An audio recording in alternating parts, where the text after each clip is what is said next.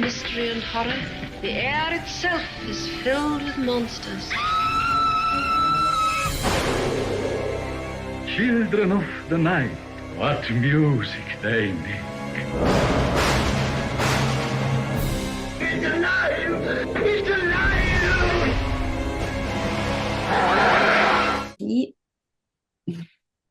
Well, hello, all you monster fiends, and thank you for joining us for another deep dive, factoid-filled episode exploring Hollywood's most famous monsters. I am your mistress of ceremonies, Sam, and I am joined, as always, by Dan from Bleeding Marvelous. Say hello, Dan. Hiya. Hiya. All right. All right. Shouldn't do that. I'm going to start coughing. All right. Well, thanks for joining us for another monster episode. I'm going to put my personal disclaimer out there right now. I'm coming off the back of not being well, so you have to bear with us on this one. But I am excited for this episode. Again, it's another double feature. Go and sing the song. No, don't. You'll cough. I will cough. I think I've done that before. So I'll get the disclaimer out of the way with so we can crack open this week's episode. So everything discussed in today's episode is our opinions and our opinions alone. If you'd like to discuss anything from today's episode, please come and join us on our Facebook pages, the Discord, or the comment section, where we can have an open discussion. But what we won't have is anyone coming for us and telling us our opinions are wrong. We can all agree to disagree in fandom. So let's keep it fun, keep it kind, and keep the toxic behavior out of nerdism. Ladies and gentlemen, don't be a dick. And all that in between and either side and around the edges. And if you fall into any of those categories, still don't be a dick. What she said. Yes. What she said, and what she says every week. It's the shorter version of the disclaimer. And I love it. So, the 1960 and 2001 supernatural horror film, originally produced and directed by William Castle and later by Steve Beck, starring Rosemary DeCamp, Margaret Hamilton, Charles Hepworth, and then the later ones, Matthew Lillard, Shannon Elizabeth, and F. Murray Abraham. What's more terrifying than a ghost? 13 of them. Monsters Up North brings you 13 ghosts. Just a few. Just a few ghosts. It was very northern of us, wasn't it? 13 ghosts. 13 ghosts. Oh, you did it. Well done. Unlike me, 13 ghosts. 13 ghosts. Yeah. It's a ghost. It's a ghost, innit? In it. It's a ghost, isn't it? It's one of them things, yeah. Oh, spooky. I don't know how. I'm like trying to think in my head how I would say it. Oh, spooky. But no, it doesn't sound right. Spooky. Just doesn't sound right. If you say spooky too quickly in a Geordie accent or like a Sunderland Mackham accent, it does sound like you're saying spuggy. If you say it really, really quickly. And then I think Biker Grove. So spooky. That is a blast from the past. Baker Grove. 13 Ghosts. 1960 and 2001. Two very different films. Mm-hmm. To both of the same name, both with the same idea, but executed very differently. Correct. Very. And once again, I have fallen madly in love with the original. I absolutely adored this. It was a bastard to get a hold of. It was batshit. It was absolutely batshit. It was, but to me, it just felt like a very traditional spooky story. Mm. Like it was actually quite straightforward, and executed quite. It was easy. Yeah, no, for sure. But then that's what William Castle was renowned for. Maybe it's very small set production. So it was. He did his. They used to call them the one set productions, but there was more than one set because you had a few rooms in this one. But like, as we know, for when we did House on Haunted Hill, there was very few set productions for them to go around. So it's the same with this one. They kept it all in maybe 2 or 3 different rooms. So you had the kitchen, you had the hallway, the main hallway room, and then you had the bedroom, I think. But then that was also, you had the previous house where it starts in as well. So I think that probably was the same house, but they rearranged it all to look different.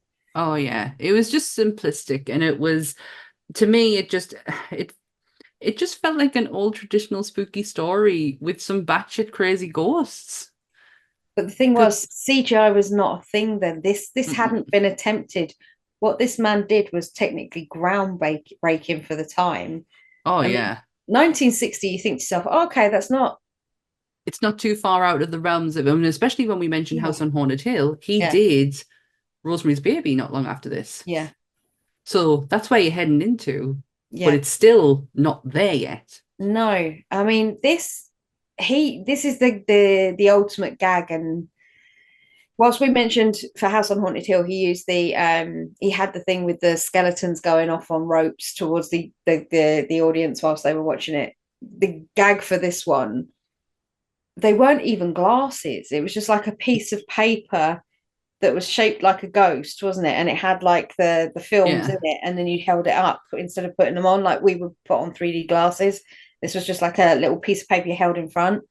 And you can see them no matter what anyway. I didn't think you actually needed, because I watched it in black and white and they were right in front of me. So you could clearly see them. It was called Illusionor. That's it. Yeah. Illusionor, and as a special viewing, you needed to see the ghosts. So it was, I've got the sorry. I got the kind of like a breakdown. Sorry, I'm gonna take a drink. Oh my gosh, I'm so sorry. Don't worry. Oh, where am I?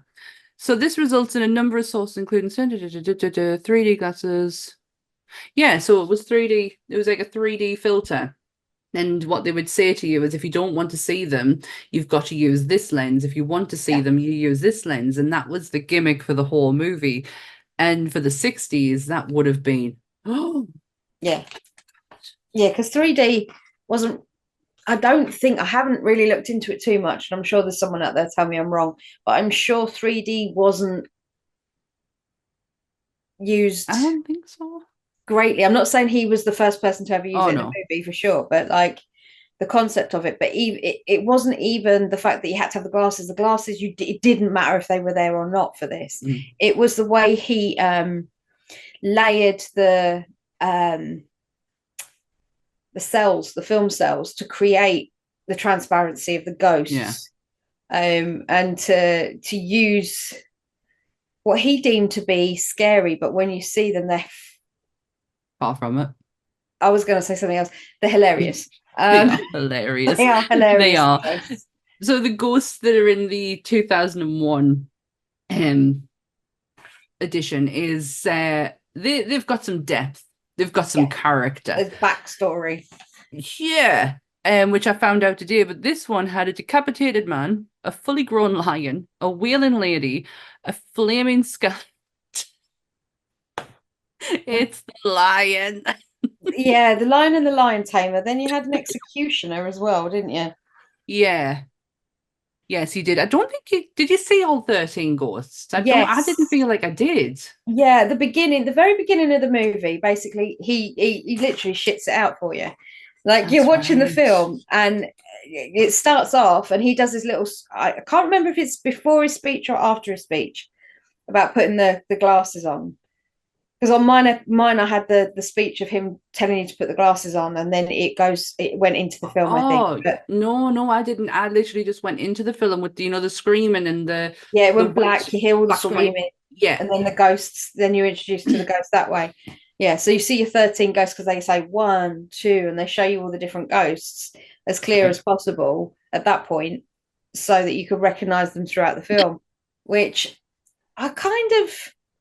understand that I think there must have been a gimmick in the cinema happening at that point Oh yeah. for that to make sense, because I feel like that was more of a live thing, because it doesn't seem to. Why would you shit the bed so early? Why would you do the big reveal at the beginning? I know it's probably because no one's done it before or something like that, but it felt very like, oh, there's no suspense here then. What is this about? And it's not even a ghost movie when you actually look into the premise of the movie. The premise of the movie is there's a fortune hidden in the house, and it's about the lawyer trying to find the fortune and set the family up. It's not a ghost story in any way. It's just like it's sort of like a crime movie. I don't know what you want to say, like a heisty type film, but with an element of ghosts. Definitely a heist. The house is owned originally by occultist uncle Dr. Plato Zorba. Yeah. He's the uncle of our main character Cyrus, who obviously gets a rename later on in the 2001 one. And he inherits his uncle the occultist's house with his family, but he is probably the most absent-minded person there is for a man who has a family, because he keeps forgetting to pay bills. Yeah, I when this bit at the beginning, she was so fine with it. She was like, basically you see this beginning scene where she's calling her husband on the phone saying they're taking everything again, and they're moving everything out. And I thought, oh, what? So you're moving? And then she goes, did you forget to pay the bills? We're 3 months behind. And I'm like, and she was just like, oh, it's just your father. Daddy's so forgetful. So it's his son's birthday, and they're having cake on the floor because their dining room set has been taken because of forgetful fucking Larry, and it really annoyed us. And this poor kid sitting at the cake looked nice, though. And his dad gives him a present, and I can't remember what his dad gave him because that's not the interesting thing. It's what his sister. Stories. Was that? I thought his sister gave him that. No, it was the book. I'm sure that's what it was, but I could have been wrong. That's what I thought it was, because he started reading it and his sister like hits him, doesn't she?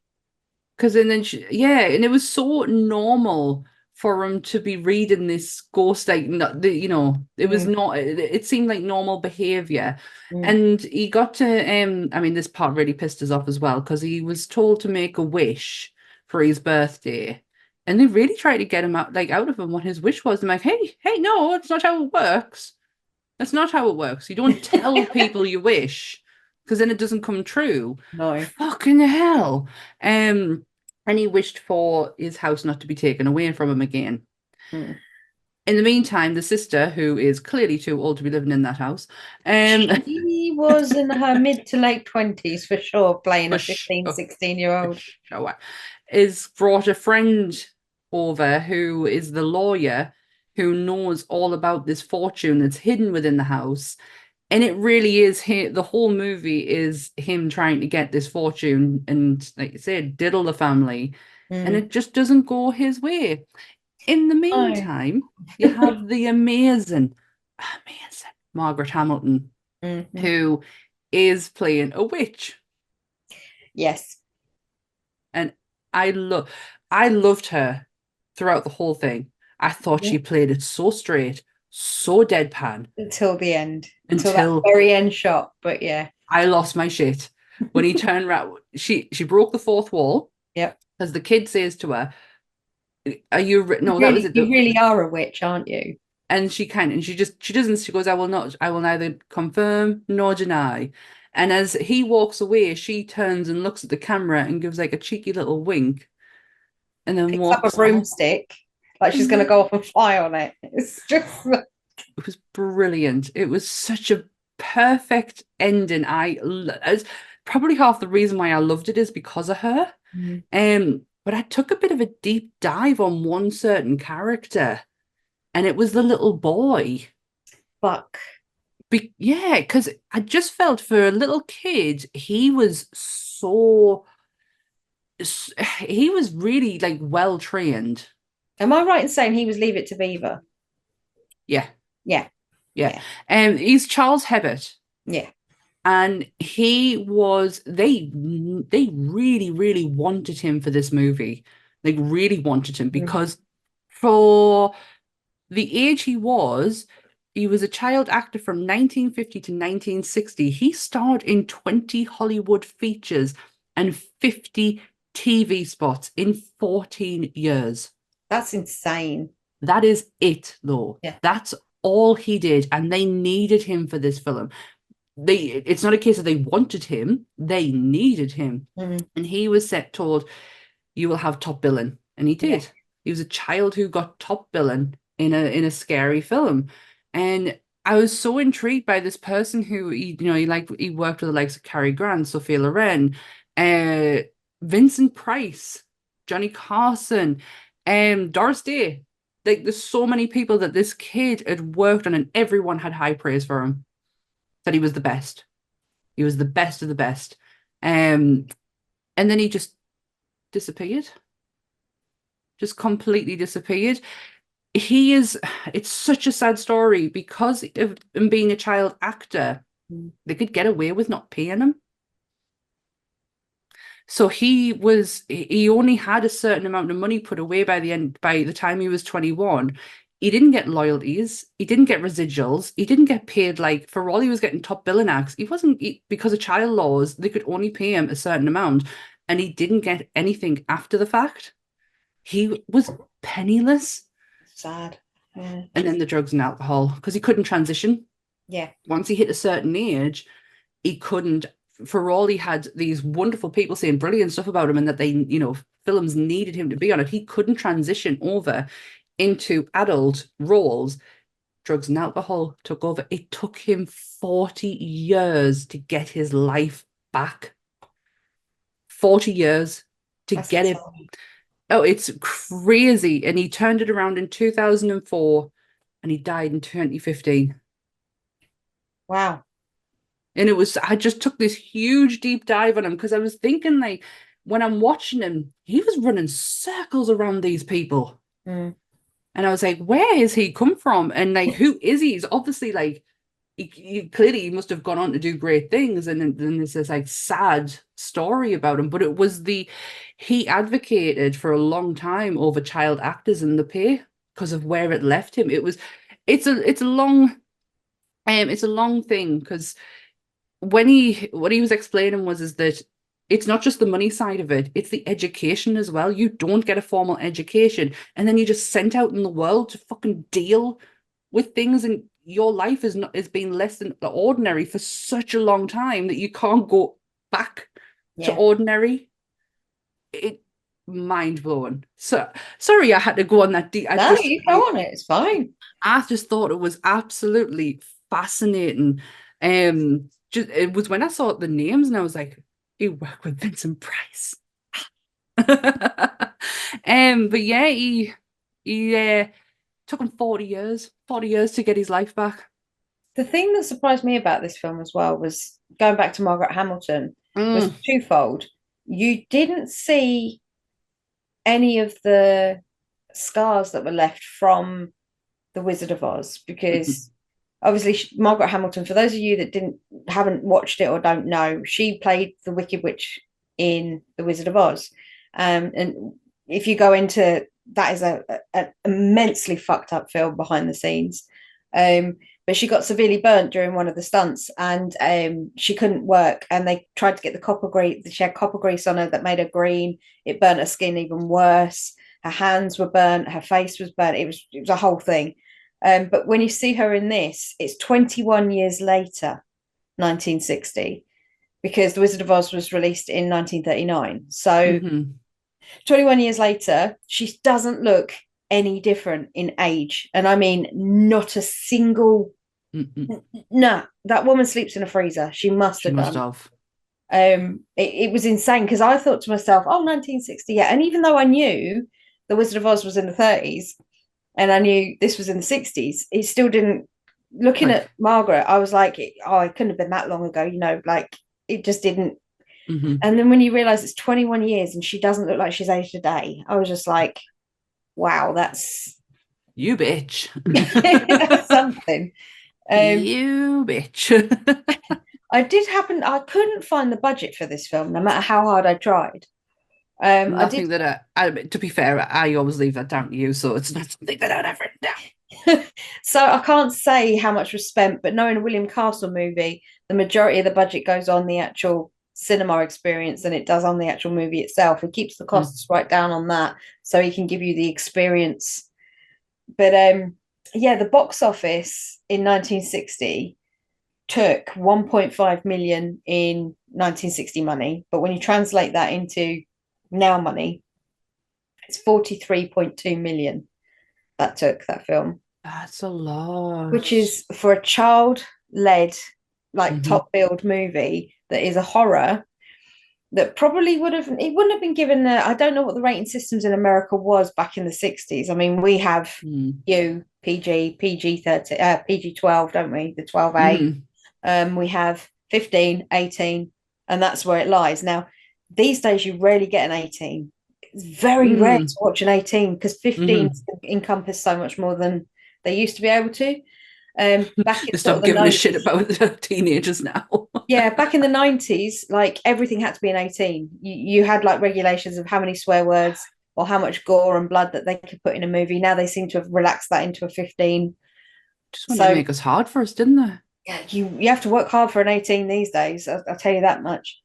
But yeah, it was one of those things when you look at the box office compared to, like in today's standards, for a relatively low budget movie, one's assuming, because it is in a very small selection of sets. It's only about 4 or 5 rooms. Yeah. And the fact that he skimped by using exterior shots from the Winchester house. Yeah, he did. He went, because you see that scene. There's a scene where they pan one of the back entrances of the Winchester house, and it's got like a handrail going up the steps. Like, so it's heavy, due for heavy foot traffic for people going in and coming out. So when you see that pan shot across, that is actually the Winchester house, which I thought was pretty cool because obviously in itself, the Winchester house is quite a spooky place. Beautiful. I'd like to go in it, but I also feel like it's all bullshit. Like I don't know. It sounds like a story that's got out of hand, a woman that was building all these rooms to confuse the spirits. I mean, the spirits, they can go through doors and walls. What the hell are they going to worry about going up a staircase that goes nowhere? They're just going to go where they want to go. I tried to watch that movie, the Winchester one with, is it called Winchester? With Dame Helen Mirren. Yeah, try to watch it. No, what was it? Crimson. Oh, the Crimson Peak. Yeah, that's about that, isn't it? No, Crimson Peak. Oh, no wonder I got confused. Crimson Peak's the gothic one with, which was, I think it was Guillermo del Toro. Yes, it was. And it was Tom Hiddleston. And it was all very weird, that one. I didn't have a clue what was going on. Yeah, no, it's just about the ghosts again and the monsters and stuff like that, and Dalgan doing his beautiful thing. So as usual, it's a beautiful movie. But yeah, the movie Winchester's Dame Helen Mirren, and she plays Sarah Winchester. Yeah, so yeah. But yeah, the lore around that house supersedes what I actually think went on. I think she was just going insane towards the end of her days, and that's just what she wanted to spend her money on. And fair doozies. If that's what she wanted to do, then that's what she wanted to do. I love how stories like that get like so blown up. The Lizzie Borden one always comes to mind because that's like very elaborated now, isn't it, to actually what happened. Yeah. But it's like folklore, it's like folk horror, like I'm kind of like it. That weird word of mouth to where it gets blown up to like ridiculous proportions. But yeah, this I want to talk about the glasses. Can we talk about the glasses that he inherits? We can talk about the glasses. They're what I mean. I know why they were so big and chunky. These things were like a brick. And when I say a brick, I am not joking. They were like a brick with lenses in, because they were trying to, you have to remember, back in 1960, we didn't have the technology that we do now. We can't put little tiny LEDs in to make this like thing. They had to figure a way of putting lights inside the glasses to give the illusion, a similar illusion to the 2001 one, even though they took that as a, you know, it was the other way around, but they had to put like lights inside the glasses, and the only way they could do that is by making these massive, great big chunky glasses, and they only made one set because they were so expensive to make. So that's why you only see the one set throughout the entire film, whereas in the 2001 one, everybody's got a set. But yeah, it's... Did you know what they're based off? No. Optician lenses. Yes, actually, yes. I did see something about that. He went and had his eye test, William Castle. Is that right? He went and had an eye test, and he saw the ophthalmologist, however you say it these days. And he had the left eye, right? How about now? Can you remember getting your eyes tested as a kid, and they would put them heavy set glasses on you, and then they would drop them? Mine still do. Mine didn't, and I had to go and, I mean, people have been telling me to get my my eyes tested for years, and I eventually bit the bullet, and that's why I'm wearing varifocals. And he didn't. It was a different machine. It didn't sit on my face. It was just up to my face. But yeah, I remember as a kid, it used to like sit heavy on my nose and used to drop them in. And I was like, when I saw it, before I'd even read about it, I was like, fuck me, that looks like something out of like what an optician would use to check your eyes. Lo and behold, I was right. Inspiration by your optician. Yeah, I mean, they were so big and chunky that they were really uncomfortable to wear for the actor as well. So the only person that could really witstand them, which ended up being the guy who played Cyrus. Zorba. I can't remember his name. Sorry, that was really bad. I didn't write it down. I've got it. It was so whoa. He's like, I actually have the list in bill and order, and he's like fifth down the list. It was a guy called Donald Woods who played Cyrus Zorba. Not a name that I was familiar with. At all, but he was such a wet blanket in this movie. I kind of get the impression, right, and I think they were trying to set up for empathy because he was a bit useless and they'd lost their furniture and they're down on their luck, and then this lawyer comes in and says, surprise, you have a surprise uncle, do you remember him? Oh yeah, he's left you everything, but I don't think you should really take the house. But then they set up this bit where she says something. And it's when after they've had the picnic and they get the telegram to say he's got to go meet the lawyer, they say something about not getting arrested or not going to prison. Like they make a comment and he went, well, not again anyway, or something like that. And I was like, so are we supposed to not like them? I don't know. We're supposed to sit on the... I think the daughter helps here in respect to how you're meant to feel, because she is such a sympathetic character. Like she is, you know, she acts more like the mom. Yeah. Than what the mum actually did. Yeah, I mean, she seemed very teenager, love struck with Ben the lawyer, though, didn't she? Yeah, but it also felt like her dad was love struck with her. I was getting some really weird vibes when them two used to interact with each other, and I don't know it's because stop. Ew. I did love the scene with the Ouija board though. How fucking normal it was. Like, yeah, let's just get the Ouija out. And had to explain to the kid, Ouija. Yes. And I was like, in German and French. This is where we're going. But yeah, it was one of those things. They sat down and they started doing the Ouija board, and then they were like, Ben was like, don't put pressure on, and he was like, he was guiding the whole thing, but then the ghosts decided to just get their own back and tried to brain the kids with the big picture of Uncle Zorba, who, by the way, looks nothing like his ghost. He looked like, when you see him as a ghost, he looks like one of the They Live characters, like, the consume, destroy, fucking... It looks like one of those things. No, I've never actually seen that film. You need to. We will do it. I promise we will do it because I want to do it because I'm intrigued to see what you think of that film. I know my sister absolutely adores it, and it's something I've been meaning to watch for a long time. I just keep putting it off.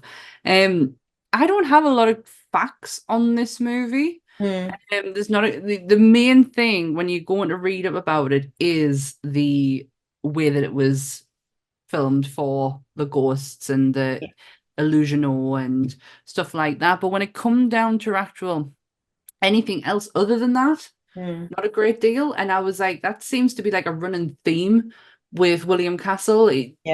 That I don't feel like if we ever cover anything else by him, it's just gonna be focusing on the actual promotion of it. Yeah, I'm with you on that one. I feel like it was never the actual movie that was the focus. It was the experience of watching the film, but he had to make the film to get the experience. And I think he got his jollies through watching the audience react to his gimmicks and to his Hey, look what I did. Yeah, his little ghost I don't know what you'd even call it. It's so bizarre, like how forward thinking he was for his time, I suppose. He was. You know, like these days you don't really see experiences in the cinema much, like unless you go to a good old-fashioned premiere. I was lucky enough to go to one of the premieres for The Lion King when I was very, very little, and we went to see it at Leicester Square. And this was early 90s, I think, The Lion King. So 94, yeah, so I must have been about 14, like I was very young. And we went to see it at the Odeon in Leicester Square for the premiere, and they had a huge Disney show before the movie even started. And there was like, they had people dressed as like the characters come out, and then they had like this whole Disney montage. And it was my mum's best friend at the time, an old school friend, had managed to get us all tickets somehow. And I to this day don't know how it happened, but living in London kind of helped. So they put on this great big show, you know, and it was one of those things where that's how I thought all cinema was at that point. How disappointed you must have been. I mean, I'd seen some other stuff in the cinema. At that point, I'd seen like Labyrinth when it came out, and I'd seen like the Care Bears movie, and Back to the Future, but we'd seen very little because we weren't rich family. We were not a rich family, so we didn't have the money to go to the cinema. It was such a luxury. Then. Yeah, it was, and I think people take that massively for granted, even though not so much now, because it really is an experience, and it does cost a lot of money just to go to the cinema for two people now, let alone I don't know, a family. Oh God, I couldn't even imagine, but it was such a luxury. We had a beautiful old cinema in Sunderland, that even had the ice cream lady going up and down them beautiful red velvet curtains and the seats as well. It was absolutely gorgeous. And I went with me auntie Trish. She took us to see All Dogs Go to Heaven, and that poor woman. Oh, I felt so sorry for it. Like, thinking back on it now, I had to be physically removed from the cinema because I was hysterical. I was going to say that's trauma for children. I was hysterical. She had to take us out and sorry, Loki, no, please go away. Had to take us out, take me out, like actually pick me up and get down. And now I've moved my desk closer. Loki is literally here. If he pops his head in, he's going to come into shot. Yeah, he had to physically remove us, pick me up, take me out because I was just and then move us onto Burger King. And that's how she distracted us. Do you know, I was watching the other day a video, this is totally going off topic, but I was watching a video the other day of heartbreaking moments in cinema, and All Dogs Came to Heaven came up. Because obviously Judith Barcy is the voice of the little girl. Oh, yeah. It's Burt Reynolds who's playing the dog. The last scene when she's saying goodbye to him. Bye, Charlie. Burt Reynolds had to do that after she passed. Oh, do his lines after she passed, and you can actually hear the point where he breaks in his speech, where he's going, "See you later, kid." You know, and he's like trying to be kind of upbeat, and he can't. And you can hear, and now that I can hear it, I was sobbing, literally sobbing. There's certain films I will not revisit I as an won't. No, adult. that's a one. That one, Yeah, Land Before Time. I won't go back yeah. and watch that. I It's will still not sitting go in its back. wrapping. Yep. I will not go back and watch Up. I've seen it once. That broke Never me. seen it. It's the first 10 minutes. Literally, the rest of the film I could watch again. But that Wait. first opening scene where you watch a little old couple grow up, get married, and live their entire life in the first So they opening ruined it scene. for us. It's not even ruining it. It's just that is the opening scene, and it broke me. It broke me that beginning bit. So I was just like, I'm never watching that again. No, I haven't Same as seen it. Guardians of the Galaxy 3, and I go back to this one, and I will always go back to this once at the cinema. Enough. I cannot bring myself to go back and watch that. So that's the fourth film you will never catch me watching. I was a mess for Guardians 3, and I sat the whole time because I thought I'm gonna ugly cry here. Like I'm gonna lose it in this. And even in the first opening minutes, and my stomach was like shaking because I was trying to keep it in. And Anth didn't come and see it with us. So on my birthday, on my 40th birthday, made the suggestion because I was at home and I was going to be safe. I would be okay. Oh, nah. Falling. No, honestly, falling. Everybody in that cinema when that was on, crying, men, women, kids.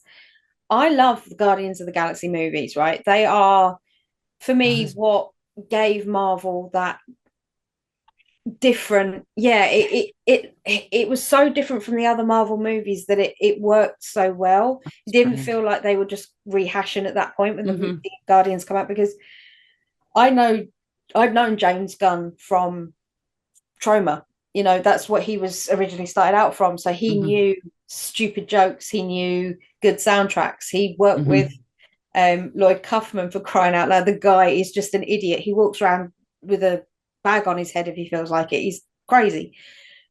But that set up James' sense of humor. So for me, I was sitting in that happy place, and then you see 1 and 2. 2's not my favorite. Really. I like 2. I like 2.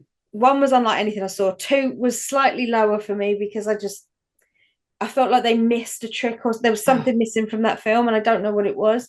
But then 3, from the one watch, it's overtaken the 2, but I will never watch it again. Like, I will say, without ruining it, it's not a spoilers. If you are an animal lover, it is not one to watch. And it's not because there's like, I can't explain it without ruining it, but it's I not. mean, I feel like it's been out a while now. I know, but there's always someone that goes, meh. Well, skip ahead 5 minutes, 2 seconds. But it's kind of animal cruelty, but animal death. But I can't even. I had to disconnect myself completely from the fact that it was animal testing and animal cruelty, and completely disconnect myself from that. But it got me so bad with it's the friendship. What Guardians was always good at is family. The first one especially, they just created that family dynamic, and that continues in the second one, and obviously gradually grows even more in the third one. And it was not just the family of the Guardians and their relationship, but his relationship with the other animals who had been mistreated, and that is what broke me. Absolutely broke us. Well, that was a bit of a tangent and a bit, wasn't it? That was a bit of a tangent and a bit. So yeah, I don't have a great deal more on the original. All I know is that when it finished, I just had this like warm, fuzzy feeling, like, oh, I really I like that. But it made me laugh. I mean, I will say, as a person watching it, the ghosts themselves, not the effect of the ghosts being superimposed and layered over the over the films. I thought that was very, very clever for its time. The actual ghosts' makeup. I was getting some Phantom of the Opera vibes on one of them. Honestly, Phantom of the Opera was better. The mask he wears at the masquerade ball. Yeah, that's what it reminded us of. No, I get what you're saying. It was like they went to a party city or a party shop, and they went and bought the strangest, the weirdest costumes they could find there. The Lion Tamer and the Lion, oh wow, for me was so strange, because it was like well, why not if you can afford a lion? But that lion was actually a very well used TV lion. It was Kitty Cat in the Addams Family. That Fuck specific off. lion. So from That's the Addams Family crazy. TV show. So the Nope. fact that they managed to get Kitty Cat in this was something. Or Kitty Cat went on to do that. I'm not really sure on the dates. I didn't look That's a into it. well-behaved lion then. But in saying that, you watch, there's a bit in it where the headless lion tamer, who by the way is really the cat's real tamer, Mhm. you can see Yeah, I that the read the arms Happy are so one. far down and that Mhm. he's looking through a tiny little panel in his thing. There is a bit where the lion tries to bite the head stump a couple of times, and you see him do it. You see him whack the head stump, and then you see the lion go to bite the head stump. And I was just like, he did keep sticking his head in his face, though. So Yeah. obviously there was an intention to show that that's how the lion tamer lost his head, because he stuck his head in the lion's mouth. But at the same time, I'm thinking that's a real fucking lion, dude. Yeah. Get your fucking head out of his mouth. Like, cat scratches are not great. I can't imagine what a fucking lion scratch is like. Fucking Loki the other night, I was lying in bed and I didn't realize he was next to us, and all of a sudden he got us, and it was like a paper cut in the middle of me Oh, no. finger. Yeah, and I Yeah. was like, you little shit. Yeah, they're not pleasant. So I can't imagine a lion one being that pleasant as well. I thought the ghosts were spectacular to look at, mind, because it was just different. It was just a different way of doing it, and especially for the time of when it came out, like it's so. I'm used to seeing. I go back to Arsenic and Own Lace again. So it's it's I would love to know the technique of how they did it, because she does look translucent, but she's green at the same time. So I don't know. I don't know, Yeah. without looking into it properly, and I really should, because it's a technique that I feel was not used a lot, given that not the way that they did these ones. And I just enjoyed it. Some characters annoyed us. I love the normality of a cultist in it, and the ghosts and everything. It was so normal for this family. There was Yeah, nothing out the realms of possibility for them. they didn't care. And I like the fact that, well, I don't like it. I'm very confused by the fact that the way the lawyer died in this was that the bed top squished him. Yeah, yeah. He was in a four-poster bed and he was trying to kill the kid off to become the 13th ghost. And the kid woke up and jumped out. And then somehow the ghosts, was it the ghosts that scared him to get into the ghost bed? scared him, and then the bed just And then the bed, I was like, I beg your pardon? Did he? Absolutely not. the mattress Absolutely not. The mattress swallowed him whole. Okie dokie, Ben. So the lawyer dies and becomes the 13th ghost. They then don't explain from this point of view how they go from Ben's death to then counting all the money on the table at the end. So I'm guessing No. the kid showed them where all Must the money was have. in the stairs. Because the like, next scene is them going, "Oh, I can get used to this sound." yeah, and they're like, "Do you think the ghosts will ever come back?" And she's like, "Of course they will," because she was weird, Elaine, the housekeeper, witch. Margaret Hamilton.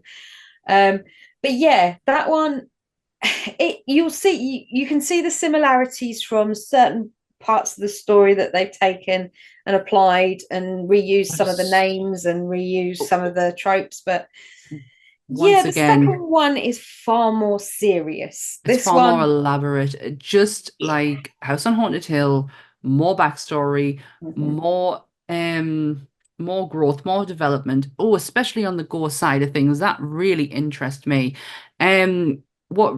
Actually, this actually makes the whole tangent we've just had kind of come into full circle, because with the 2001 one, James Gunn performed rewrites on the script but was never credited for them.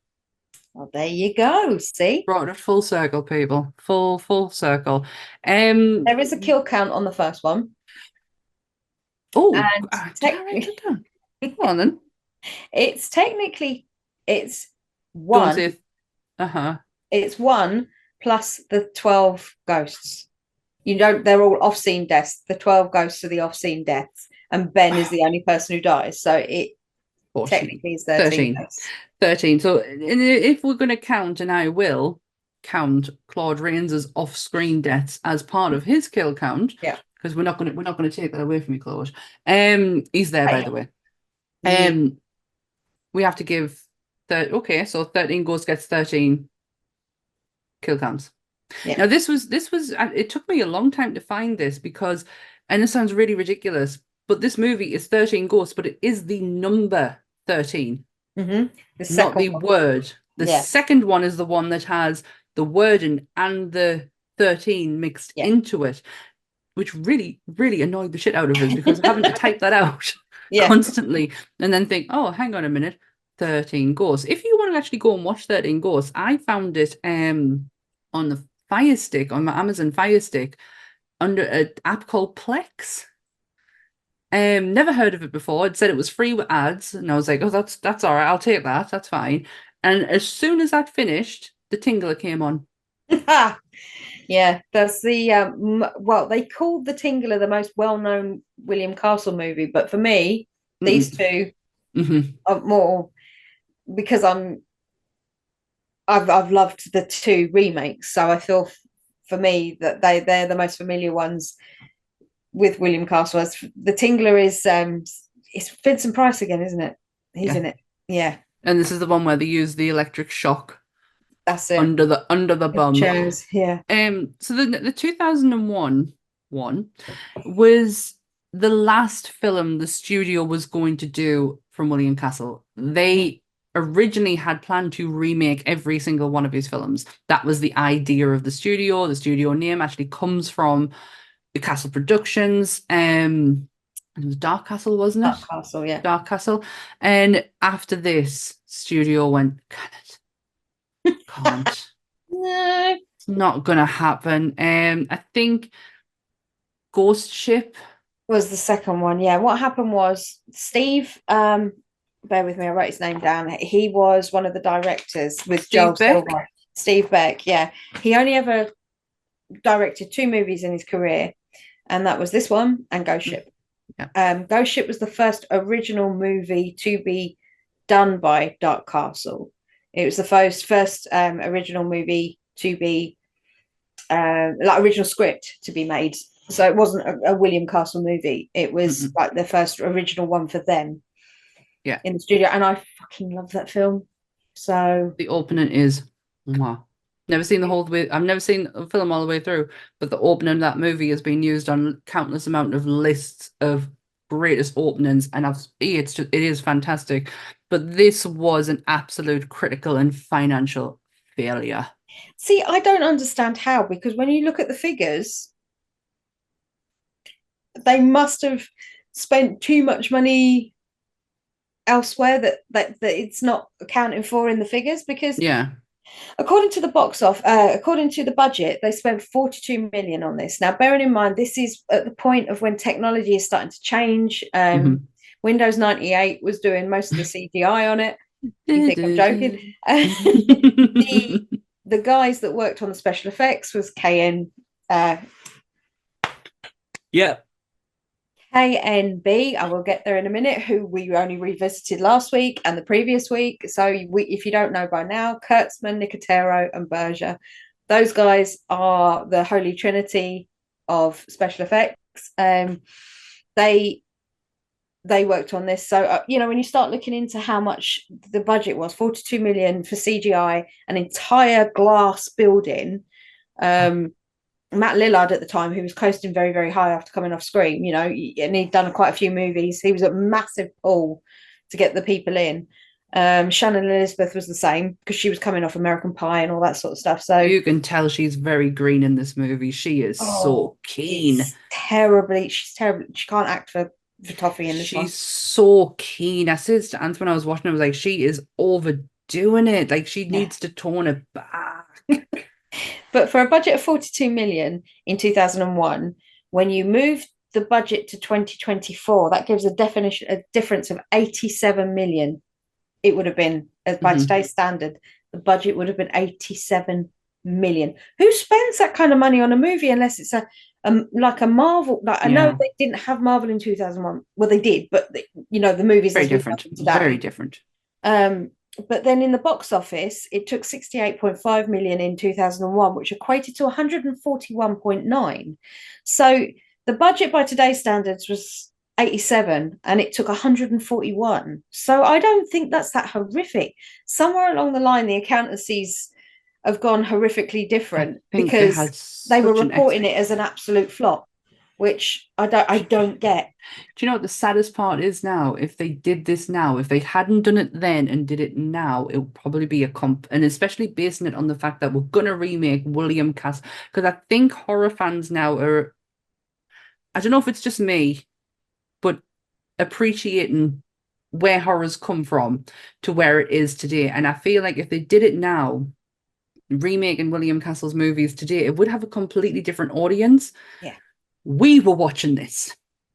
And we had come to such an expectation because of what Scream had done to where we thought horror needed to be. And this is probably visually at the time wasn't up to scratch. Probably. And there was one critique I have of this film is the fucking use of strobe light. The editing as well. That is my bad film. I think the editing lets this one down so badly because it's like the guy was on crack and he decided that strobe lighting and choppy editing was what needed to be. And it's like, just slow it down a sec. Just a minute. Give me my eyes. Like, I'm 40-year-old now. Like, give me eyes a minute to fucking adjust to see what I'm seeing. If you don't want us to see it and it needs to be in the blink of an eye, then put it as a blink in the eye. But don't do it continuously to where I feel like, where I feel like, you know, my head's going to explode. It takes, for me, knowing that KMB did all of that special effects work based off of the drawings of Steve Beck, and the amount of effort that went into the sculpting and the suit work and the, you know, how long they had to sit in the chair for. There's a behind the scenes, one of the DVD extras someone's put on YouTube for this movie, and it is them going through the production behind the scenes and also how long it took to do the Juggernaut's makeup. Oh yeah. The Juggernaut as well, when you look up the guy John DeSantis and you see him now, you recognize him now, but I didn't know it was him. And his makeup was 3.5 hours to get it on in the morning, and then about an hour and a half in the evening to get it off. The one who took the longest out of all of the ghosts to do was the Angry Princess. I'm not surprised. With all the slashes, and those boobs aren't hers, by the way, fellas. Sorry to disappoint. It's a bodysuit. I know that they didn't look real, but they definitely looked like she was wearing a plate. Like you could see how it was fitted around her neck. That was definitely a plate. Yeah, she said she never went on to do anything else after this film. This was like her one and done. Bless her. I think it was for a lot of the actors. It was a lot in this movie. When you find out. You start looking into the actors that played the ghosts. I'm so glad they did it practically. I'm so glad it wasn't like alluded to or CGI'd. I know it wasn't as great back then, but still, the practical element has led to this cult following because that you have something which is the arcane. It's the book of the Black Zodiac. So you've got this beautiful. Audio listeners are not going to see, but it is absolutely stunning. I haven't got it. It's the book that explains, like, there's the firstborn son, and it goes through, and it's all the artwork from the film. I know they do these on Etsy. I think this is where Rob got this one for me. But stunning. Yeah, someone's gone to the time of like making a replica of the one from the movie, and you've got all the ghosts in it: the bound woman, the withered lady, you know, the jackal, the fawn prince and stuff, and it's got the Black Zodiac, and I'm 100% getting those tattooed on me at some point. The runes for the Black Zodiac, which you see on Cyrus's machine. You see them everywhere. This is the best part about this movie is the ghosts and it's not just the design of them, it's the stories. There is 100 YouTube videos out there today telling you and breaking down these ghosties in here. And this is what I really love about this movie and House on Haunted Hill was the elaborate detail they went into. Like they made such a thing of this that I cannot believe that it didn't spark anything else out of, do you know what I mean? It didn't create, that is so creative. This is why everybody's been trying to petition, well, not petition, that's a strong word, but people have been trying to fight for a TV series for the 13 Ghosts. It's Totally been whispered and whispered about, but nothing's ever really come of it. Totally get that. You know, every episode would be about one of the ghosts, basically, and it would then make it'd be one done season, obviously, but it would be, for me, I think it's a fantastic idea. You get the backstory. Someone's gone through a lot of detail for this. Well, yeah, because I mean, if you look at the ones that you see the most is the Juggernaut, because obviously you get introduced to him at the beginning. The Jackal plays a big part in it. And the Hammer, which is the guy with all the railroad spikes in his head and stuff. Yeah, that's the one jump scare that got out of us on this one. But the rest of and the Angry Princess, which is the girl who's all slashed. I could not take my eyes off her.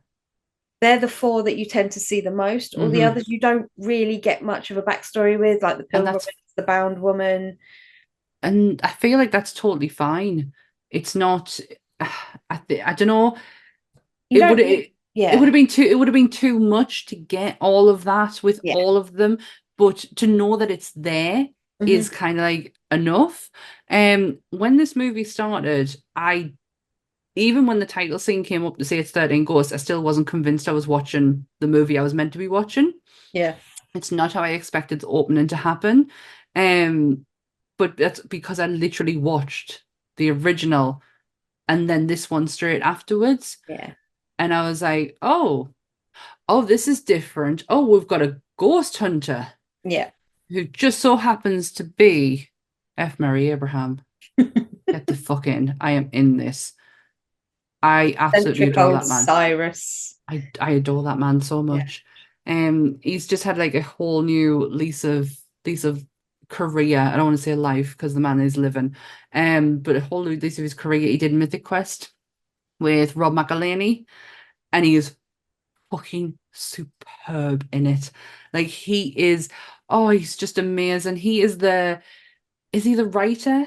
He's the writer. So he's like this famous like science fiction writer. Like, you know, he's wrote some greats and now he's writing for video games, and he's kind of like, he's very thespian, and I just love him. And he was at an award ceremony and he was walking the red carpet. I've seen this bit, yeah. I cried when I saw this because he didn't realize the crowd were cheering for him. Yeah.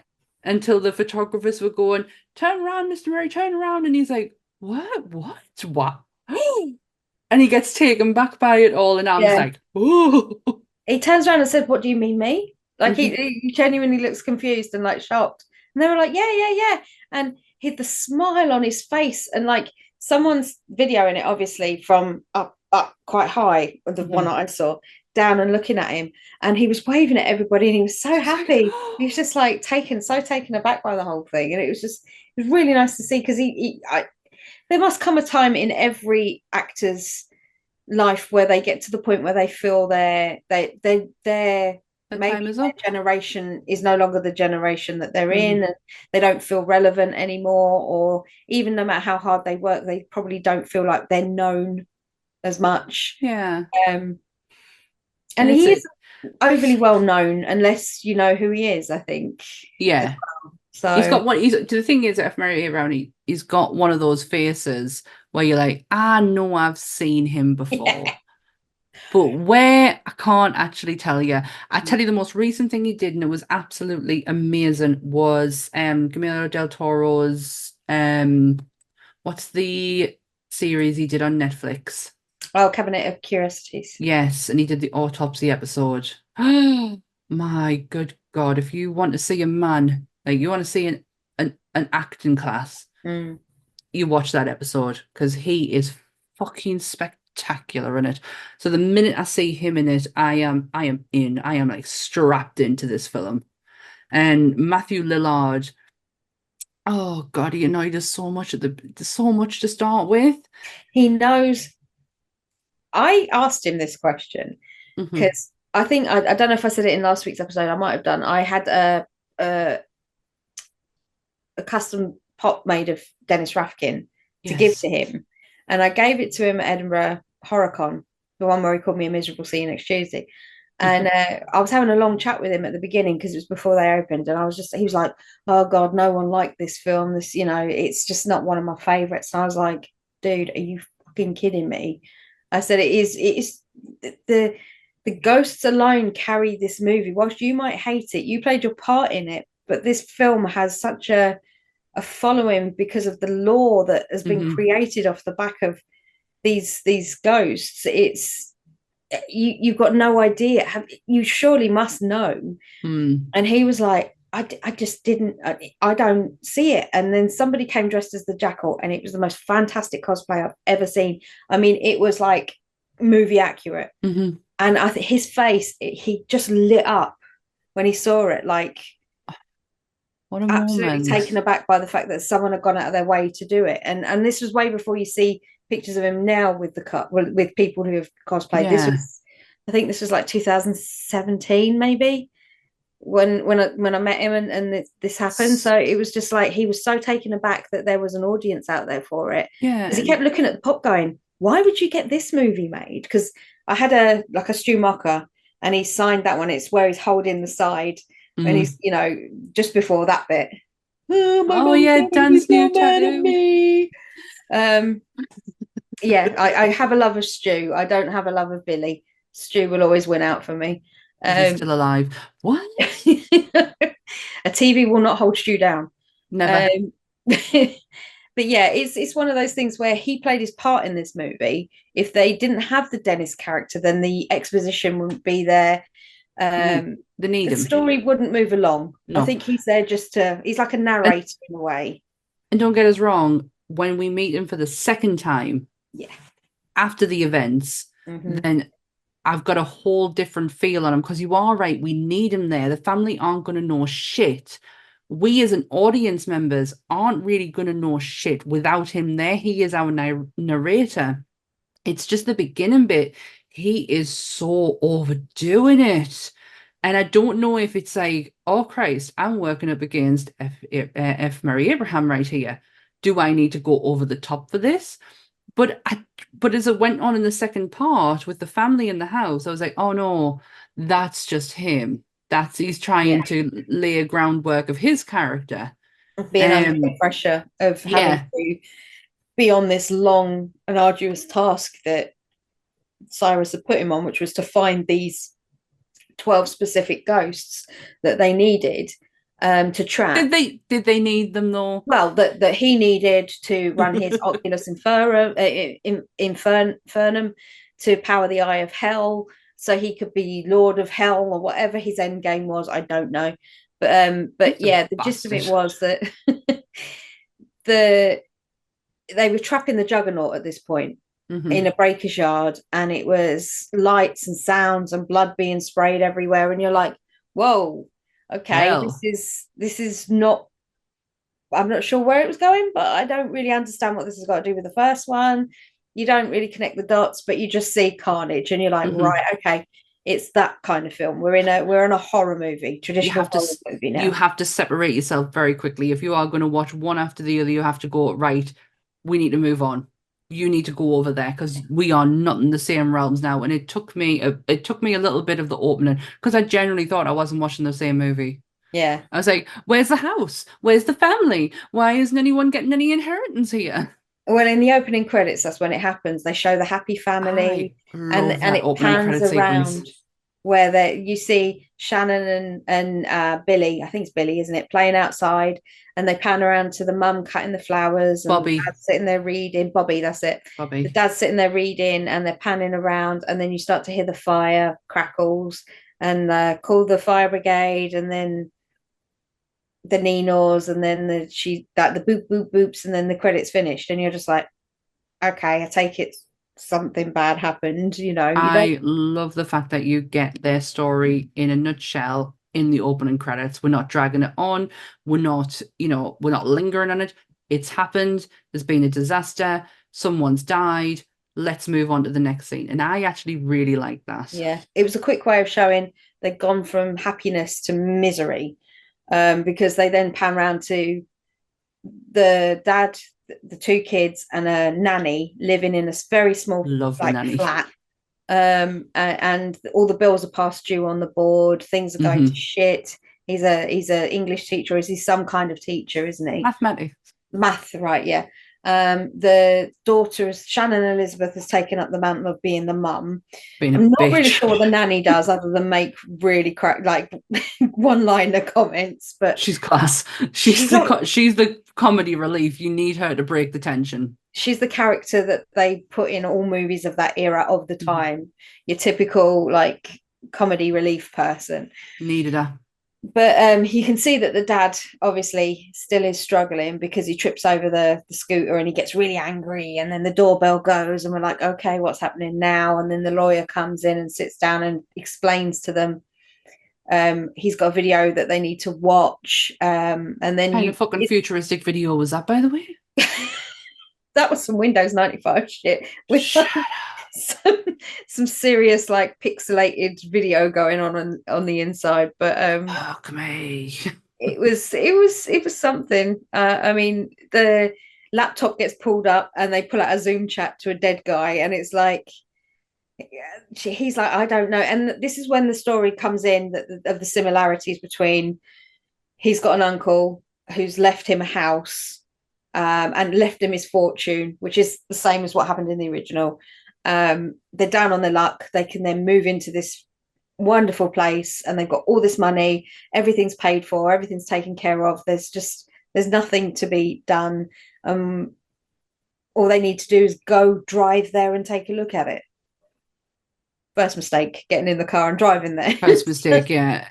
To be honest, though, if someone has gone and told me that my whole life is catered for now, I don't have to worry about my living arrangements or money, I'd go in a fucking heartbeat, and I'd stay. Ghost seasonal. They can just be part of the furniture. If they weren't trying to kill you, that is. Like, obviously. If they were like the first ghosts in the first movie, they're just happy to... If there's no agenda. Cohabitate. If there's no agenda and we can just live harmoniously, then I'll do it. I'll stay. That house is beautiful. Yeah, I mean, a lot of glass. I mean, to be honest, I'm so clumsy. I'd probably break the house. Yeah, I'm not keen on the idea of like taking a piss where everybody can see, or having a shower or a bath where everybody can look at you through the windows. But nobody was there, though. That was the point. He was living in obscurity. Like, there was no one around him. So who gives a shit if you... See, I don't like the idea of that, though. For me, I love the idea of a lot of glass in the daytime. But when it comes to nighttime and it's pitch black on the outside and you're in the light on the inside and you can't see out, you just see black. You don't know who's looking in at you. You could be in the middle of the thing and you... that I don't like personally. That's my like, no, thank you. Well, see, I live in a bungalow style, so I am like ground floor. So if someone is outside my window, they are literally outside my fucking house, like they're on the floor. So that's even. I mean, I don't know if that's scarier than someone being at your bedroom window, because then you're thinking, how the fuck do you get there? I'd be more worried if they were on my second floor, if they were outside my bedroom window, but. Yeah, it freaks us out. I don't like looking out the blinds at all on a night time, because knowing my luck, the one time that I'm not thinking about it, it'll be the one time someone will come in me face, like they literally come to the window and I will scream the house down. That's not for me. Thank you. No tar. But yeah, you start to see this house, and Dennis is waiting there, which is Matt Lillard's character. Pretending to be a power guy, to talk about the electric and how it's knocked out the electric for the whole place. What people don't realize about this is you see so many videos on YouTube, on TikTok. We found the 13 ghosts house. This house, it's abandoned. It's, and when you look into it, the house doesn't exist. It is a CG. The whole thing is made from CGI. So when you see these videos, they're bullshit, or someone's not done their fact checks. No, that is a designer's dream right there. It is, and it's not factual because it's totally unrealistic. It was all filmed on sound sets in Canada. Budget. Yep. all the inscribed language, which looks like it's in Latin, because it is, but it's the Lord's Prayer. looks like it's in Latin because it is. Well, it's all joinedy up and weird, isn't it? It's not written in like a nice font, is probably where I'm going Or with a it. clear font. I didn't know it was the Lord's Prayer. That makes It's a the lot Lord's of Prayer. sense. Yeah, in Latin, written on every single window pane in the thing. Now, when you think about that, that's a hell of a job for any prop maker to do. They must have been maybe 50 to 100 of those panes of perspex, because I presume they were perspex and not obviously glass. But that's a hell of a job. And then to be able to start like set design the whole thing, as well as in dress the set. Did you see that they actually used, which is a bizarre fact, and I don't know why they did it. I watched Minty's video on this. I did too. He did a video on it, and apparently there's a scene where the doors open and you see a samurai outfit on a thing, and behind you've got all the katanas. Now, apparently, when they pan around, one of the katanas that's on the racking is the katana that was used in the Highlander TV show. Shut up. So I didn't get to that point. I started watching Minty's video.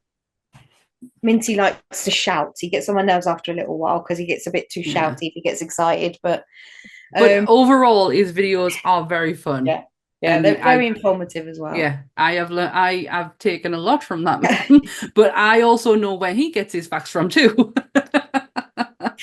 So I ain't stealing from him. I'm just rehashing them. Yeah, he's very good when he wants, when he's passionate about that film. But he that's where I got that fact from. The design of absolutely everything, even the Oculus Infernum, was also a Steve Beck design. However, they, in the behind the scenes, they show how they made the scene where Miss Honey from Matilda is sitting as the doors open and you see the Oculus Infernum in the background. They were showing how they layered it on plates to get to the CGI picture, and that was apparently one of the worst shots. It got slated the worst, that single shot, because it looked so terrible at the time, even for the time. So Miss Honey. Yep. And Miss Honey. She did not suit the fucking Sarah Connor boho look. I'm telling you now. She's it was too stuck on nose ring. Oh, for fuck's sake! It looked horrific. It looked too big. It looked like something that I would like shock my mother with, like, oh, look what I've had done.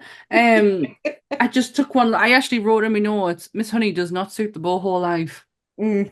She's too nice. Nope. Even when have you met her in Grey's yet? Not yet, no. She's in Grey's. Oh no, she's Derek's sister. Derek's sister. Yeah, she's a bitch. Yeah. She was also, and I forget this all the time, she was in Army of Darkness.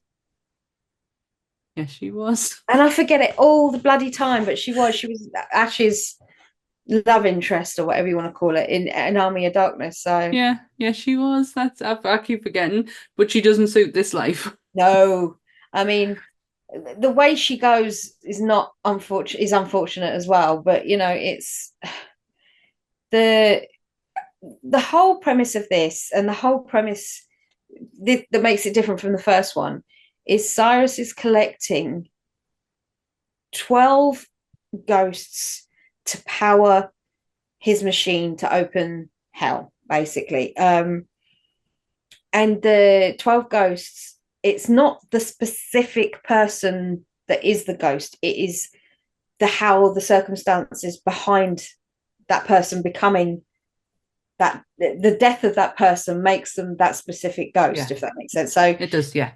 The one that will freak me out till the day I die is the dire mother and the oh god, what's he called? Sorry, the great child. The kid, the firstborn son. No, the cowboy. The great child and the dire mother, where she's overfed him, and he's just covered in vomit. The great child, yeah. He's the guy, as we well know, we mentioned it in our trick or treat episode, if you'd like to go back and watch that when this one's finished. He played an adult baby in that movie, in the scene where there is the female the werewolf thing part Yeah. Talk about typecasting. Blech.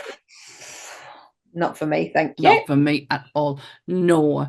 I got a shock with the you're gonna have to help us out with names. The one with the nails, the hammer. I did get a shock with him because when you first realizing what the lawyer is walking into, because he knows all about this, Yeah. and you get to see him come to the lawyer's face and he goes, "Get back," like a dog, like, you know what I mean, like a dog in a kennel, like, "Get back," and it's like, oh shit, fuck away. What's Don't going piss on? him off. What's going on? What's going on here? Yeah. I was so taken aback by the princess, by the angry princess. Aesthetically looking, she looks fantastic. She was such a standout, and it's not for the fact that she was completely like chest was on display. The makeup, her face, her eyes, the movement, it all just worked that I could not, when she was on screen, take my eyes off her. And I was like, oh yeah, bitch, I want you to win. Come on, let's do this. Let's kill Shannon Elizabeth. She's annoying the shit out of us. They're all so different as well, like their movements. They specifically were very clever in that respect of the jackal was frenzied, the hammer and the juggernaut were very purposeful. They were just gunning for you. The angry princess was more of a stalky kind of vibe. The firstborn son just kept popping up in places with a big arrow through his head. Oh, he was a little shitbag, him. Yeah, the Pilgrimess was a British woman that moved to Massachusetts and got done for being a witch in the witch trials. Yeah, she was. She was from she was in the colonist. But the princess, the angry princess, was a woman called Dana Newman. She was a beautiful but abused lady who lived in the late 20th century. She had plastic surgery to alter her perceived flaws, and after a botched experiment that mutilated her eye, she brutally killed herself in a bathtub at the clinic. Her ghost is bloody, naked, and carries the same knife she used to commit no. Just a little bit of exposition and backstory there, but yeah. I mean, I love the fact that you could do an entire TV show. She's the shortest one on the list when it comes down to explanations, because I ain't reading all them out. Yeah. No, there's so many. I mean, I like the Juggernaut's backstory. I think the Juggernaut's backstory is amazing. Like, he was he was always like ostracized for being as big as he was, and he started working in the junkyard with his uncle. And then when he was kind of like knocked around by his uncle, and he was a bit of a dick, and then his uncle died, and he took everything over, and then somehow along the way he became a serial killer. And he hid them all in the scrap yards and shit like that. It's really, that's me just paraphrasing, but his story is fantastic, and the Jackals is pretty good as well, because the Jackals is something along the lines of that he was mentally unstable, and he knew he was self-aware because he knew he was unstable, so he checked himself into a facility. The facility got set on fire one night during a riot or some kind, and he elected to stay behind and burn to death because he didn't want to release himself out. But to me, that seems like he's too self-aware to be the way he is when you see him. Yeah, he was born to a prostitute and took it on he got a very sick appetite and development for his weight towards women, and that's where his serial killerness come into play. And then when he gets caught, it's put in an asylum, and he sets it on fire, and that's where he decides, because he knows he's not right for this world. And the hammer's a pretty sick one as well. It's like your old-fashioned Candyman story in the respect of that he was a blacksmith in the olden days. His family got lynched because they mistaken his family for somebody else. They all die. He then gets tortured to death by doing people piling railroad spikes through his entire body and all that sort of stuff. So yeah, so that his is good old-fashioned revenge. But look at how much, like, I know we've only just gone through a few there, and I only read the Angry Princesses one out because it literally is the shortest one to read out. When it comes to backstory, because there's so much detail in there. Who does that? And we are screaming for, for in-depth things and fleshed out things. They fucking did it. Mm. And it still wasn't enough for audiences. No, but then I'm not sure how much of this has come out after the fact. Like if it's been developed for many years after, or people were asking for more after the film came out and they were like, okay, this is everything that we have that we made up. Here you go. Like I say, it's one of those things where I think it might have been a case of that the more this film becomes of cult status, the more people have added to the stories, which in itself is great because then they're all getting their individual little ghost stories. Yeah. Which is fantastic. Even better, really, isn't it? But the family really plays a secondary part. The family, the story, whilst they take the reins in the first one, in the second one, they play a secondary part to this. Yeah. Tony Shalhoub's only job is to be the sacrifice. So didn't even know he was in it. Yeah. And then the minute I saw him, I was like, fuck me, you get everywhere, don't you? You really do. Mainly people know him as either Monk or Jeeps. Men in Black? Jeeps is probably where I knew him from because I haven't watched Monk, but Jeeps is Men in Black where he constantly gets his head shot off by Tommy Lee. Oh, if you people have watched Mrs. Maisel? Yeah? I've never watched it. The Extraordinary Mrs. Maisel or something like that. He plays her dad. He's fucking brilliant in it. For what I've seen. I haven't never finished it. But I got a big shock when I saw him on it. I was like, oh my gosh, that's going to be interesting. And he's they're not the house and the ghosts are your main thing, whereas the family just play their little part in it. And they have been lured under false pretenses. They've been given the golden ticket. That golden ticket comes with a fucking price, just like Wonka did in the factory as well. It does come with a price, and the price being that he has to sacrifice himself to be the 13th ghost. Yeah. To, open up the whatever his uncle wanted to do, even though at this point in the movie, his uncle's still brown bread. So you think. It's not until very much later on that you find out that he didn't actually die, because at the beginning of the movie with Matthew Lillard, he spectacularly looked dead. And then towards the end of the movie, he's spectacular alive. My only query I have with that scene is how long was it supposed to be from when that happens to when they move in? It's got to have been. Could be I gauged it from the family. So I thought like a good couple of years. You can't go down on your luck when your wife dies to, the way that you're at in like a short period of time. That's got to take some time. So I've based it on that, but they don't really give you a clear indication from the opening to them getting the house. Yeah.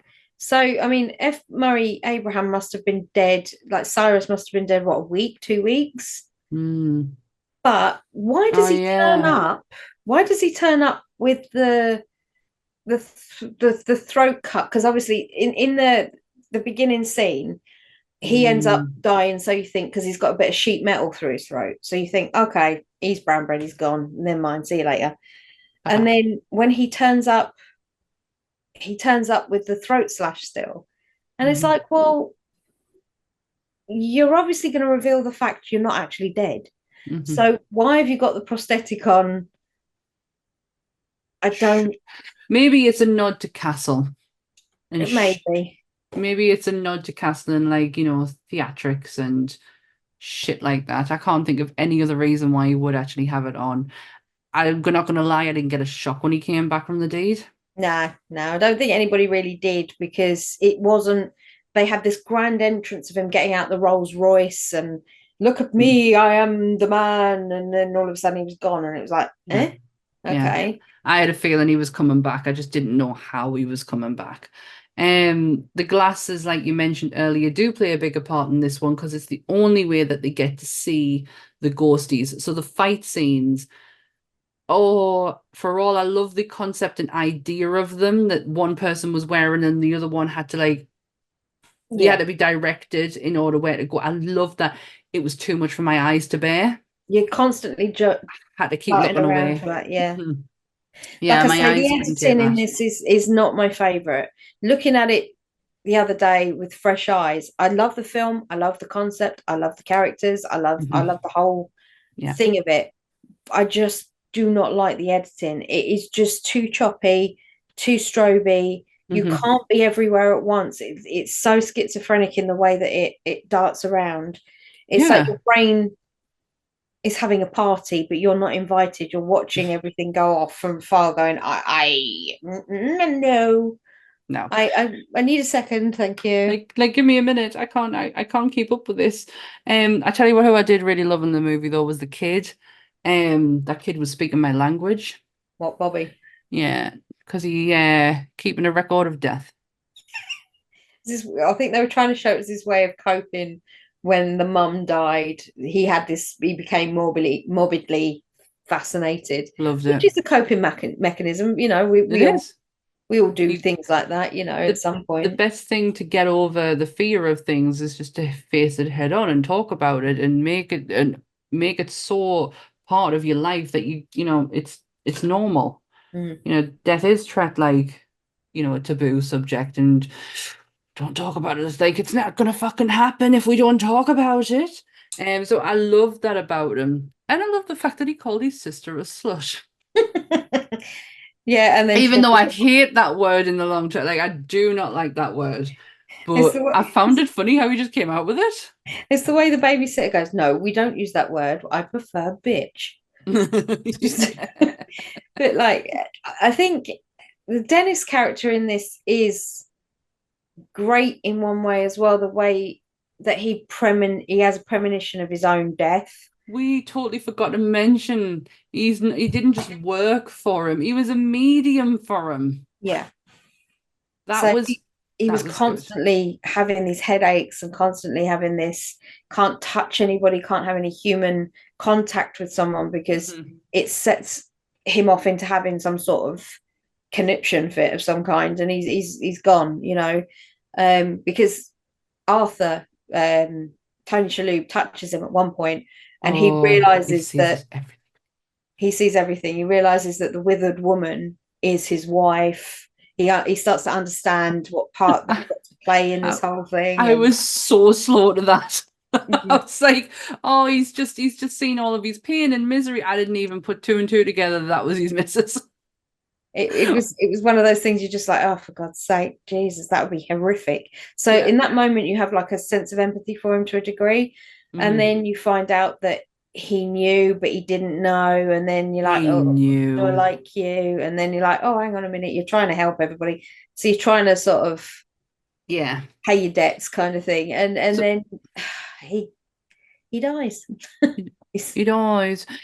What got me though is that if they wanted him for the 13th, oh shit, I didn't realize there was a cat by my feet. If they wanted him for the 13th ghost, but it was the nature of how they died. What was his nature?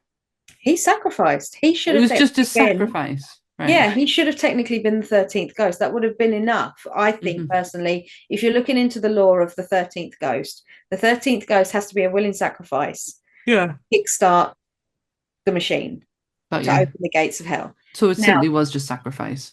Dennis sacrificed himself to keep Arthur safe. So therefore, surely Dennis dying should have been the 13th ghost opening the thing. But I think it has something to do with the element of love. I think that was the point of Tony Shalhoub. Arthur had to sacrifice himself through love for the love of his children to rescue them, and that was the intent behind the rescue, behind the sacrifice. Whereas with Dennis, with Matt Lillard, I think it was acceptance of the fact that he'd seen his death, he knew his time was there, so he'd accepted that was the sacrifice he had to make to keep him safe. So I think if we're getting into the nitty-gritty, I think that might have been why it was, but again, guesswork, my own supposition. So makes sense, because I was a bit confused. But yeah, he basically gets bashed to death by the hammer, and then he gets his back broken by the juggernaut. So it wasn't a pleasant death. Nah, and I think that's the one time they kind of allowed some screen time for the ghosts where they weren't flicking between two, because I got to see a lot more. Yeah.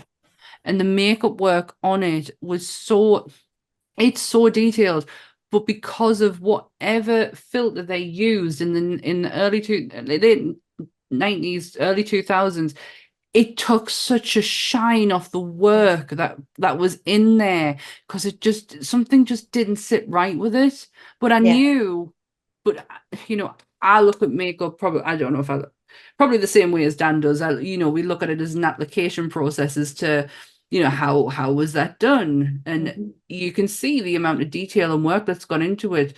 You can tell that is ruined by a filter. It's not the application itself. Am I making sense? Because I feel like I'm not. Yeah, basically they do say that behind the scenes thing. It's only 18-20 minutes long, but in that behind the scenes thing, they talk about how they layer a filter for the lighting over the top, and the purposes behind that was twofold. One was for atmosphere, and the second was because of the amount of glass that was used, they constantly have reflections from crew. All the crew had to be dressed in black from head to toe at all times, because of the reflection issues. There are a few gaffes in the movie where you do see outlines and shadows of people, but that can't be helped. You're filming in a solely glass environment, so you're going to catch things you don't need, you might not catch post.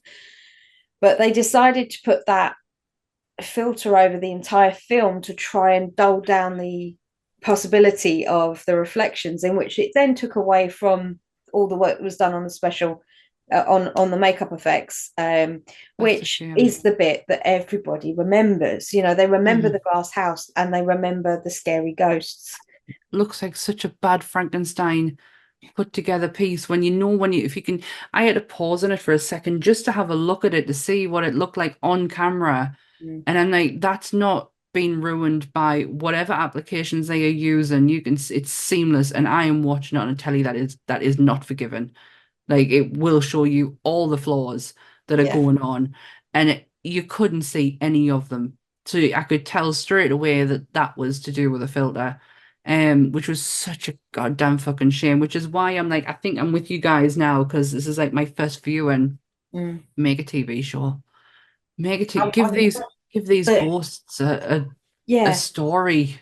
And don't CGI them. Get K&B. I know they're not together anymore. I know Kurtzman, Nicotero, and Berger aren't doing the K&B thing anymore. But get them in, get them in to consult them. Keep them as to that ghost. Don't deviate and make your own version of the Juggernaut or your own version of the Jackal. That's how we know them. That's how everybody loves them. Keep the designs. They work. That's what people want to see. They don't want to see a Juggernaut that's going to be 2'4" and a lesbian. Every time you say the Juggernaut, I think of fucking Vinnie Jones. I'm the Juggernaut. And they don't want to see 1,000 straight characters that are acting like Nazis and stuff like that. Like when they take a character and they'll push it to an extreme factor, and it's not needed. It's not needed. You don't need every single thing to be represented by a gender group, a social group, a typecast is I think what I'm trying to get at. You don't need to do that. This works. It's a Bible for a reason. Use it. Use it as a not just a blueprint, but the actual print. There is nothing wrong with the design work. No. And the makeup work that has gone into these ghosts, absolutely nothing. It is fucking flawless. But you need to give them more of a fucking... I've swore far too much in that sentence. No, I know what you mean. But you need to give them more of a spotlight as opposed to using a fucking strobe light that is going to hurt someone in the end. Yeah. Because I could feel like... I know that I have not been very well, but I could feel my head starting to get affected by the amount of use of the strobe light, which is such a goddamn shame. And to be honest, I know I'm saying all this, I actually really enjoyed this movie. Yeah, I had a fun time watching it. It took us a while to separate the original from this one, two very different movies, but I love and this probably goes back to last week as well. I loved the detail. I love the original for the simplicity of its time. That's all you can do. And I like that. It's easy watching. I think Graham posted something on my Instagram, and I was like, "Oh, mate, you would actually really like this. I feel like you would really like this." Yeah, it's a kind of a camp film. Yeah, I think Not to Margaret say that Hamilton helps that a lot.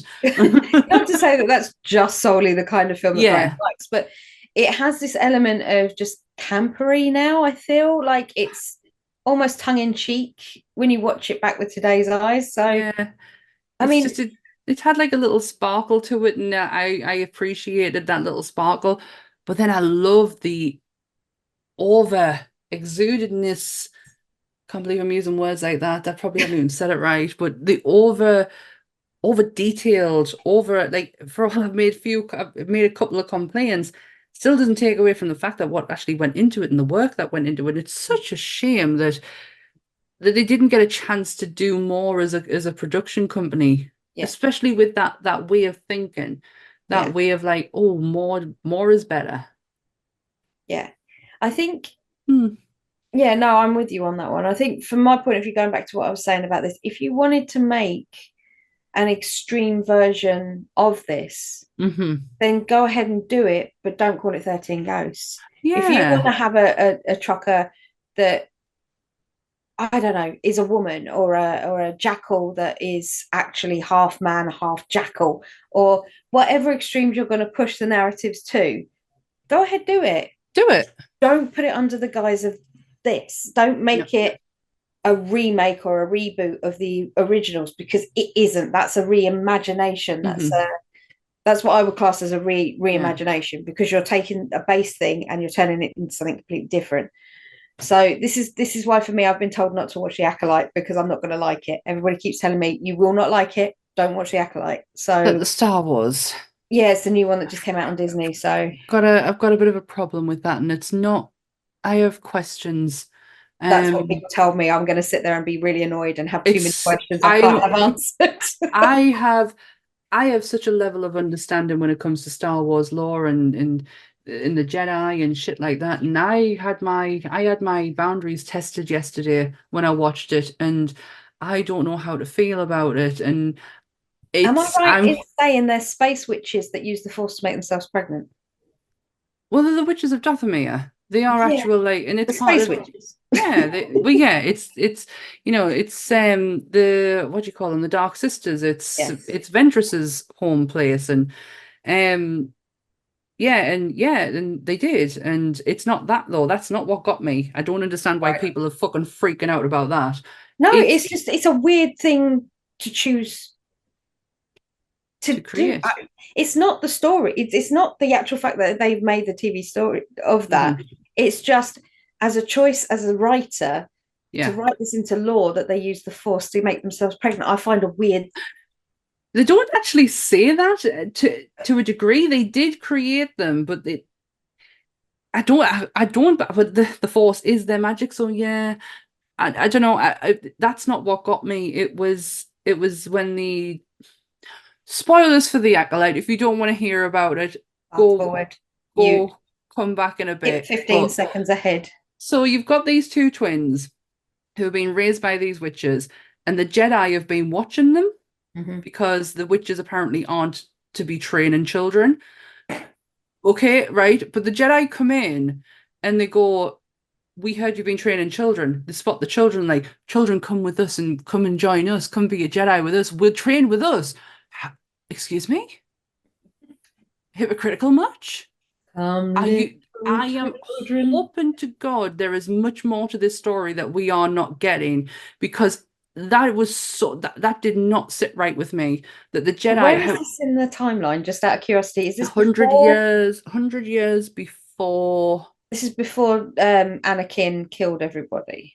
Oh God, yeah, Yeah, yeah. right. I don't know where it is in the I timeline, because like think I it's say, I think it's 100. I think Anne said it was 100 years before. So right. this is when the Jedi, like, it's full council mode, and Mhm. the Carrie Ann Moss and Tommen from Game of Thrones, he was in it for a very short period. He's one of the Jedis, and the guy from Squid Games, he's in it. And yeah, that episode didn't. I thought, you hypocritical motherfuckers, who are you to come in and say you can't do it, but we are?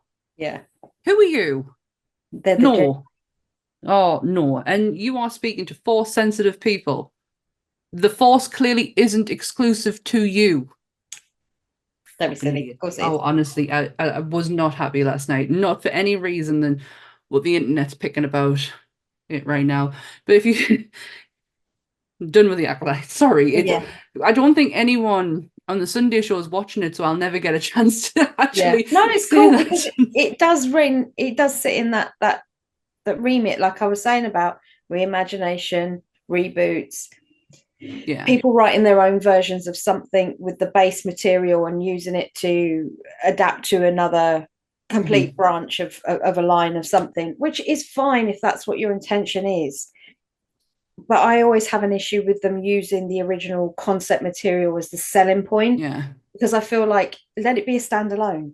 The only reason for using that is to get it to the forefront, you know. Yeah, and if I'm wrong, and I've totally gotten the wrong end of the stick with that episode, by all means, I'm happy to have a conversation with someone to help us, have it explained. I ain't no fucking expert when it comes to Star Wars. I just know what I know from growing up with it and loving it as an adult, and you know what I mean. But I ain't no. Fuck's sake, man, I love Jar Jar, for Christ's sake. Like, what does that say about me? Say no more, Exactly. more. You can see him now, actually, everyone. I don't know if you can because of the way that this might be cropped, but he is. My golden Jar Jar sitting right behind us. It's always there with Claude. I see you. I see you. Right, I think I'm all out of ghosts. I do have the kill count for this one. Go on then. It is 24.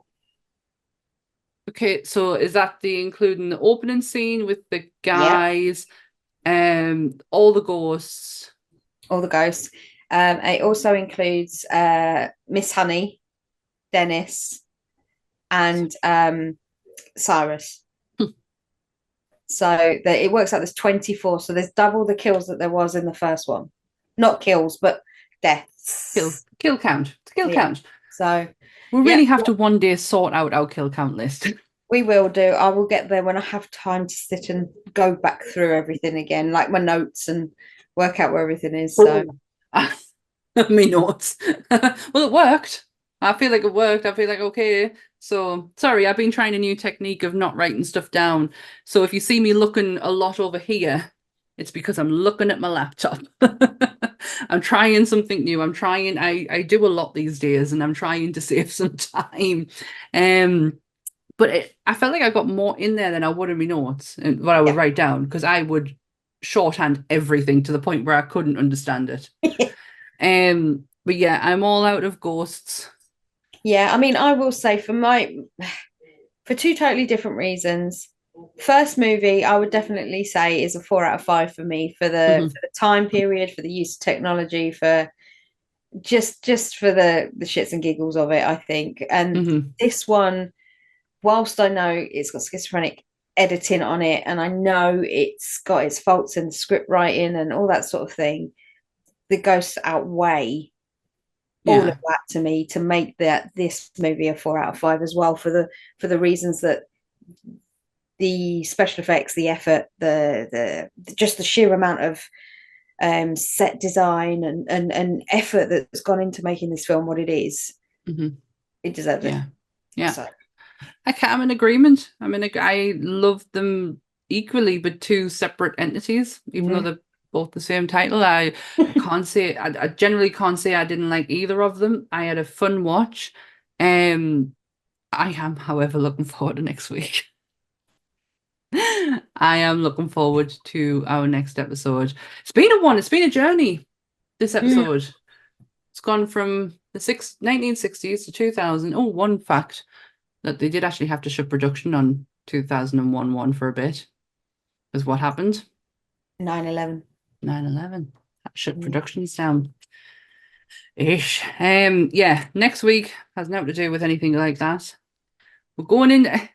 When is prom? I don't know. We never had them. We had school discos.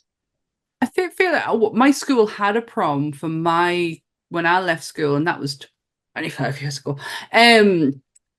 But I didn't go. I went to Florida instead. It was on my actual 16th birthday that they held this event, and I was in Florida. So I was like, I win. We are doing prom night. If you hadn't already guessed by the fact I was saying prom, not just prom night, Jamie Lee Curtis style prom night. We're going into the, when did you say it was? I don't know off the top of my head, late 2000s, early 2010s. It's the remake with Idris Elba and Britney Snow in it. So going into that category, it's going to be interesting. I really like the first one, the original one with Jamie Lee. It was so different from when I was on a bit of a horror history lesson, and I'd done a few. I think this was the first time I watched Rosemary's Baby, and I'd watched this, and I was like, oh my gosh, it's such a different construct, like from other films of the time. So I'm very much going to enjoy diving into that one. Wow, we did it. yeah, I did it. you did. I didn't think I was going to be able to talk at the beginning. Just something happened to us. Thank you for putting up with this face. If you've watched it on YouTube, I look like death. But on audio, I probably sound incredibly monotone, so I am very sorry. Like I say, coming off the back of being poorly. Yes, so you can find us on YouTube Mondays, every Monday at 8 o'clock. The audio for this episode and all of the episodes associated with Nerdy Up North will be available on a Tuesday. Please remember to like, share, subscribe, and hit the notification bell so you never miss an episode. The links for Bleeding Marvelous, Monsters Up North, and Nerdy Up North are where, Dan? Up and over. They are up and down. 3D. Woo! My God. It's coming right at me. That's what she said. Yay! Hey, look at you. So yeah, is that it? That's it. Yeah. It's been a journey, people. It's been something. Talked about things we would never normally talk about in this podcast. We have other interests, people. Who'd have known? Well, if there's nothing else left to say goodbye, Dan. Goodbye, Dan. Stay spooky, everyone. Bye.